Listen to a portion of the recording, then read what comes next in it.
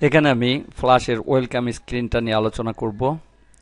যখন আমরা ফ্ল্যাশে প্রবেশ করি তখন এই ওয়েলকাম স্ক্রিনটা দেখতে পাই। এখানে বিভিন্ন ধরনের হেল্প দেওয়া হয়েছে।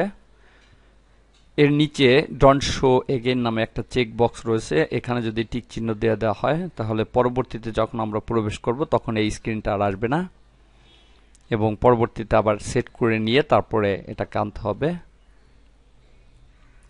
এখানে আমি বেশ কয়েকটা অংশ দেখতে পাচ্ছি। Create from template, open recent item, create new, learn. Create from template, এখানে বিভিন্ন ধরনের টেমপ্লেট তৈরি করে দেওয়া হয়েছে। এখান থেকে যে কোনো টেমপ্লেট বেছে নিয়ে তার উপরে কাজ করা যাবে। ওপেন এ রিসেন্ট আইটেম, এখানে রিসেন্ট যে ফাইলগুলো আমরা ওপেন করেছি সেই ফাইলগুলো এখানে জমা থাকবে।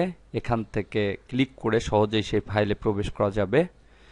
ওপেন, যদি আমরা পূর্বে তৈরি করা কোনো ফাইলকে ওপেন করে কাজ করতে চাই তাহলে ওপেনে ক্লিক করে সেটাকে খুলতে হবে। ক্রিয়েট নিউ, এখানে বিভিন্ন ধরনের ফাইল আমি দেখতে পাচ্ছি। এখান থেকে নতুন ফাইল তৈরি করার জন্য যে কোনো একটা চয়েস করতে হবে। আমি দেখতে পাচ্ছি অ্যাকশন স্ক্রিপ্ট 3.0, অর্থাৎ বর্তমান অ্যাকশন স্ক্রিপ্টের ভার্সন আছে 3.0। এখানে বিভিন্ন ধরনের কোড যুক্ত করা হয়েছে। অ্যাকশন স্ক্রিপ্ট 2.0, এটা হচ্ছে পূর্বের যে অ্যাকশন স্ক্রিপ্টের ভার্সন ছিল সেটা হচ্ছে অনেক আপগ্রেড করে 3.0টা তৈরি করা হচ্ছে। যদি আমি 3.0 প্রবেশ করতে চাই 3.0 প্রবেশ করতে হবে, অথবা 2.0। অ্যাডোবি এআর, এটা হচ্ছে ডেস্কটপ অ্যাপ্লিকেশনের ক্ষেত্রে এটা ব্যবহার করতে হবে, আইফোনের ক্ষেত্রে এটা। এভাবে বিভিন্ন ধরনের ফাইল দেখতে পাচ্ছি। এখানে অ্যাকশন স্ক্রিপ্ট ফাইল শুধুমাত্র কোডের ক্ষেত্রে এখানে কোড লিখতে হবে। এরকম বিভিন্ন ধরনের ফাইল এখানে দেখতে পাচ্ছি।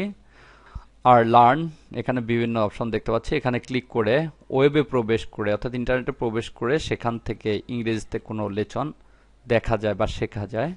এটা হচ্ছে লার্নের এই অংশ। এভাবে এই ওয়েলকাম স্ক্রিন থেকে বিভিন্ন অপশনের মাধ্যমে আমরা বিভিন্ন ধরনের হেল্প নিতে পারি।